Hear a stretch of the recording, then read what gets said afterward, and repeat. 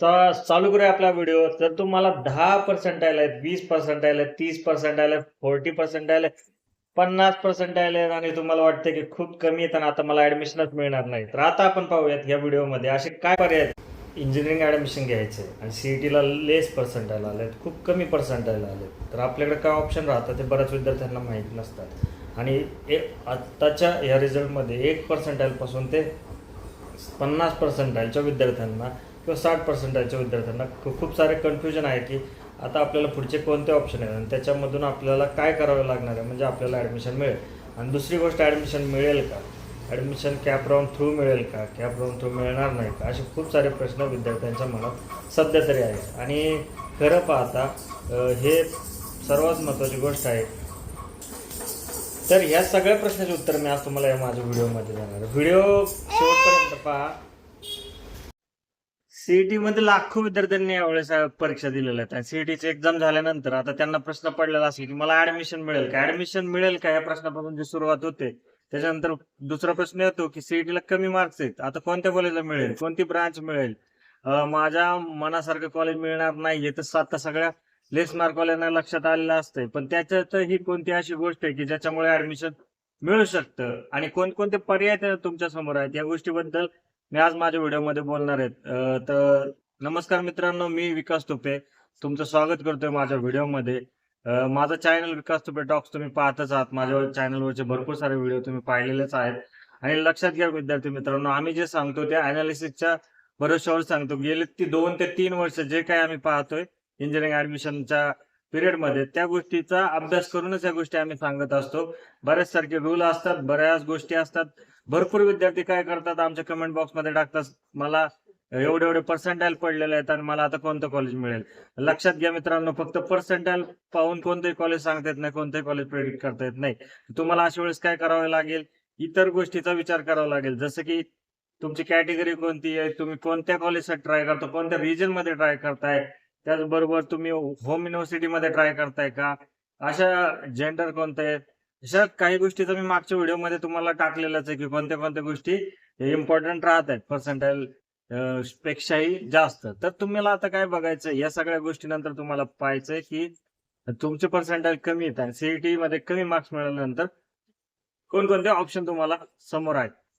हे 5 ते 6 ऑप्शन तुम्हाला मी सांगणार आहेत, ज्याच्यामध्ये तुम्हाला कळून जाईल की तुम्हाला कोणते मार्क्स आहेत. समजा तुमचं पर्सेंटाईल 1 to 50 किंवा 60 पर्यंत असेल, तर तुम्हाला कोणकोणते वेगळे ऑप्शन आहेत ज्याच्यामधून तुम्हाला कळणार आहे का माझं ऍडमिशन होईल, होणार नाही, किंवा कोणत्या परिस्थितीत मला कुठे ऍडमिशन घ्यावं लागेल. तर शेवटपर्यंत व्हिडिओ पहा, तुम्हाला तुमच्या प्रश्नाचं उत्तर नक्की मिळून जाईल. तर पहिली गोष्ट लक्षात ठेवा, ज्यांना कमी पर्सेंटाईल आहे त्यांच्याकडे कॅप राऊंडचा पर्याय आहे. कॅप राऊंड मध्ये अशी परिस्थिती आम्ही पाहिलेली की मुलं शेवटी ऍडमिशनच घेत नाहीत आणि महाराष्ट्रातल्या 20 ते 30,000 जागा रिकाम्या राहतात. याचा अर्थ ऍडमिशन मिळण्याची शक्यता सर्वांना असते, पण विद्यार्थ्यांच्या 2 अटी असतात, त्याच्यामुळे ऍडमिशन ते घेत नाहीत. पहिली अट असते की आवडतं कॉलेज आणि ब्रांच.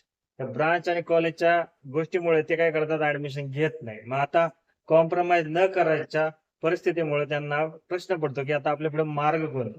तरी आपण पहिला मार्ग तुम्हाला सांगतो. आता पहिला आपण ड्रॉप हा शब्दाला विचार करू. ड्रॉप घेऊ नका मित्रांनो. ड्रॉप घेण्याने काय होईल, तुमचं 1 वर्ष खरं तर वाया जाते आणि तुम्हाला पहिल्यापासून तयारी करायची आहे आणि वर्षभरात जर तुम्ही पुन्हा एकदा आहे तेवढे मार्क्स घेऊन नाही आले, तर उद्या तुम्हाला त्याचा तोटाच होणार. त्याच्यामुळे ड्रॉप घेण्याचा विचार करू नका. जे काही युनिव्हर्सिटीज आहेत किंवा ज्या प्रायव्हेट युनिव्हर्सिटीज आहेत त्याच्यामध्ये सीईटी चा विचार न करता त्यांच्या काही संलग्न परीक्षा असतात, ज्या इंटरेस्ट लेवलला ते घेतात, तेव्हा त्याचा विचार करून जर तुम्ही ऍडमिशन घेणार असाल तर तुमच्याकडे तो दुसरा पर्याय राहील. पण एक लक्षात घ्या, तिथे ऍडमिशन घेताना तुम्हाला त्या काही गोष्टीचं लक्षात घेणं गरजेचं आहे की त्यांची फी जास्त असणार आहे आणि तिथलं फॅकल्टी प्लेसमेंट वगैरे वगैरे गोष्टी पाहूनच तुम्हाला निर्णय घेणं गरजेचं आहे. कारण की कॅपचा ऑप्शन असताना, कॅप मध्ये तुम्हाला स्कॉलरशिप सारख्या स्कीम मिळत असताना, फी मध्ये सवलत मिळत असताना, तुम्ही जर प्रायव्हेट युनिव्हर्सिटीकडे जाणार असाल तर तुमची आर्थिक परिस्थिती चांगली असणं गरजेचं आहे, तरच तुम्ही तो पर्याय निवडणं गरजेचं आहे. हा झाला दुसरा पर्याय, प्रायव्हेट युनिव्हर्सिटी. तिसऱ्या पर्यायामध्ये काय आहे, तर कॅप राऊंड थ्रू ऍडमिशन घेणं. पण compare to high demanding branches तुम्ही अशा ब्रांचेस निवडा की ज्या निवडल्यामुळे तुम्हाला ऍडमिशन मिळेल, कॉलेज चांगली मिळते. हा तिसरा पर्याय ज्याच्यामध्ये तुम्ही असं करू शकता की काही कॉलेजच्या काही ब्रांचेसला कट ऑफ कमी असतो. म्हणजे मेकॅनिकल असेल, सिव्हिल असेल, इलेक्ट्रिकल असेल, अशा काही ब्रांचेस आहेत जिथे कट ऑफ कमी असतो. गेल्या वर्षी तर मेकॅनिकल सिव्हिललाही चांगला कट ऑफ मिळाला होता.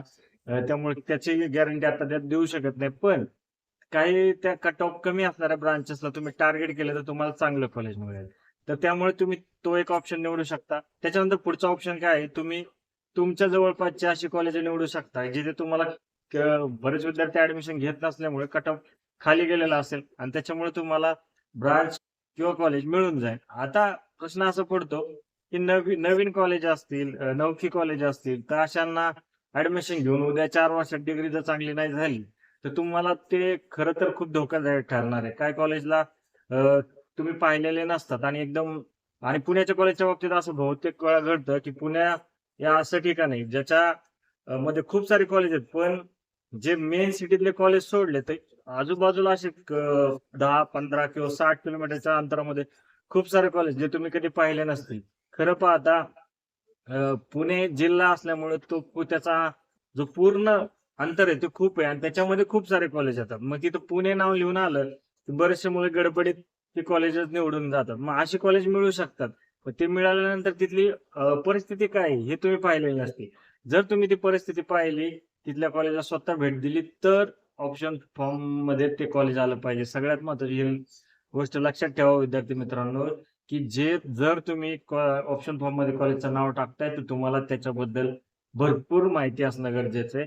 आणि जर तुम्ही प्रत्यक्ष भेट देऊ शकत नसाल, खूप अंतरावरून येत असाल, तर कमीत कमी तुम्ही त्याची वेबसाईट, त्याचे रिव्ह्यू असे बाकीच्यांकडून तरी घेतले पाहिजे. ही एक अट आहे. त्यामुळे तुम्ही ब्रांच आणि कॉलेज या दोन गोष्टीचा विचार करून, कॉम्प्रोमाइज करून आपलं ऍडमिशन कॅप थ्रू घेऊ शकता. म्हणजे तुम्हाला मिळणाऱ्या सवलती मिळतील. त्याच्यानंतर पुढचा एक पर्याय जो राहतोय ज्याच्यामध्ये इन्स्टिट्यूट लेवलचे सीट जे कॅप राऊंड नंतर राहतील, त्याच्यामध्ये आजकाल मेरिटची गरज लागत आहे खरं पाहता. तर जर शिल्लक राहिल्या तर त्याच्यासाठी तुम्हाला ट्राय करावे लागतील. कारण की जर तुम्ही 4 राऊंड मध्ये तुम्हाला कॉलेज मिळालं नाही तर नंतरही खूप मोठा प्रॉब्लेम येऊ शकतो. त्याच्यामुळे इन्स्टिट्यूट लेवल सीटसाठी आधीच कॉलेजला भेटा. प्रत्येक कॉलेजच्या तिथं ऍडमिशन मिळते का नाही ही गोष्ट पहा. इंजिनिअरिंग डिग्री सोडून तुमच्याकडे आता 2 ते 3 ऑप्शन राहतात. त्यात मधला एक पहिला ऑप्शन म्हणजे डिप्लोमाला डायरेक्ट सेकंड इयरला ऍडमिशन. 12वी झालेल्या विद्यार्थ्यांना डिप्लोमाला डायरेक्ट सेकंड इयरला ऍडमिशन मिळतं. जर तुम्हाला सीईटी थ्रू ऍडमिशन मिळणार नसेल तर तुम्ही आता जे डिप्लोमाचे रजिस्ट्रेशन चालू आहे तर तेही करून ठेवणं गरजेचं आहे. म्हणजे तुम्हाला त्यांच्या प्रोसेसमधून डायरेक्ट सेकंड इयरला ऍडमिशन मिळू शकतं. पण तिथेही तुमचे 12वीचे पर्सेंटेज पाहिले जातात. त्याच्यामुळे 12वीचे पर्सेंटेज चांगले असणं गरजेचं आहे तर तुम्हाला चांगली ब्रांच मिळणार आहे. जर तुम्हाला 12वीचे पर्सेंटेज पण कमी असतील आणि सीईटीला पण पर्सेंटेज जर कमी असेल तर तिकडेही कॉम्प्रोमाइज करायची वेळ येते. त्याच्यामुळं हा ऑप्शन तुमच्याकडे अवेलेबल आहे. नाहीतर मग तिसरी परिस्थिती येते जी म्हणजे डिप्लोमालाच 10वीच्या मार्क्सवर ऍडमिशन घेणं. जर तुम्हाला 10वीचे मार्क चांगले होते तर तुम्हाला पुन्हा फर्स्ट इयर पासून सुरुवात करावी लागते. म्हणजे तुमची डिग्री डिप्लोमाचे 3 वर्ष प्लस डिग्रीच्या 3 वर्ष असे 6 वर्षाची डिग्री तुम्हाला करावी लागते. आणि जर तुम्ही 12वी नंतर डायरेक्ट सेकंड इयरला ऍडमिशन मिळालं तर तुम्हाला 5 वर्षाची डिग्री होते. हा एक फरक पडतो. आता सीईटीला लेस पर्सेंटाईल पडल्यामुळे आपल्याला थोडासा तरी कॉम्प्रोमाइज करावा लागणार हा त्यातलाच एक प्रकार आहे. शेवटी हे सगळे ऑप्शन गेल्यानंतर तुमच्याकडे अदर कोणते ऑप्शन राहत आहेत की तुम्हाला दुसऱ्या कोर्ससाठी ट्राय करावं लागेल. 12वी नंतरचे सायन्स नंतरचे वेगवेगळे मार्ग आहेत. बीएससी झालं, बीसीए झालं, बीबीए झालं वगैरे वगैरे खूप सारे कोर्सेस आहेत ज्याच्यासाठी तुम्हाला जावे लागेल. पण हा ऑप्शन जर तुम्ही इंजिनिअरिंग करण्याला इंटरेस्टेड नव्हते तरचा प्रश्न आहे. तुम्हाला फक्त डिग्री पूर्ण करायची आहे आणि तुम्ही तिकडे जात असाल तर एखाद्याला कम्प्युटर करायचं होतं पण त्याला कम्प्युटर इंजिनिअरिंग भेटत नाही पर्सेंटाईलमुळे आणि जर बीसीए ला ऍडमिशन मिळते तर ती एक वेळ ठीक गोष्ट आहे. तो त्याच रिलेटेड कोर्समध्ये जात आहे. पण जर तुम्ही वेगळ्या कोणत्या तरी कोर्सेसला गेले तर ते तुमच्यासाठी करिअर चेंज करण्यासारखाच विषय असणार आहे. म्हणून या सगळ्या गोष्टीचा विचार करा. आणि हे सगळे ऑप्शन तुम्ही पाहिल्यानंतर एक गोष्ट मी तुम्हाला सांगतो, सीईटीचा रिझल्ट चांगला आला नाही, त्याच्यासाठी मार्क कमी राहिले, कोणत्या गोष्टी झाल्या अभ्यास झाला नाही तर हे एवढं सगळं असेल तर ड्रॉप घेण्याचा विचार तर अजिबातच करू नका. आणि त्याच्यानंतर एक लक्षात ठेवा की आणखीन एक पर्याय तुमच्या पुढे राहतो. जर तुम्हाला ऍडमिशन एखाद्या ब्रांच मधून मिळालं तर तुम्ही सेकंड इयरला जाऊन ती ब्रांच चेंज पण करू शकता. असेही बरेच कॉलेजमध्ये प्रावधान असते. तर तुम्हाला खूप सारे पर्याय समोर उभे दिसतील. मग सीईटीला लेस मार्क पडले म्हणून घाबरून जाण्याचा अजिबात विषय नाहीये. तुम्हाला काय करायचंय, आपले वेगवेगळे पर्याय शोधायचे आहेत. आणि जाता जाता एक सांगतो विद्यार्थी मित्रांनो की लाखो विद्यार्थी ज्यांनी सीईटी दिलेले आहेत सर्वांनाच पुणे मुंबई किंवा सगळ्या मेन सिटी मधले कॉलेज मिळावेत असं पण काही नाही. लोकलचे कॉलेज बेस्ट असतील आणि तिथे ऍडमिशन मिळत असेल तर तोही पर्याय असतो. विद्यार्थ्यांनी ऍडमिशन घ्यावं आणि आपली डिग्री कंप्लीट करावी. डिग्रीच्या जर तुम्ही नॉलेज चांगलं मिळवलं तर ऍडमिशन पेक्षा तो महत्वाचा प्रश्न आहे, कारण फ्युचर त्याने डिसाईड होणार आहे. सो अशीच जर तुम्हाला माहिती हवी असेल तर चॅनल नक्की पाहत राहा. व्हिडिओला लाईक करा, शेअर करा हा व्हिडिओ आणि चॅनलला सबस्क्राईब नक्की करा. तुमच्या काय अडचणी असतील तर कमेंट बॉक्समध्ये टाका. मी तुम्हाला तुमच्या प्रश्नाचे उत्तर देईन. धन्यवाद.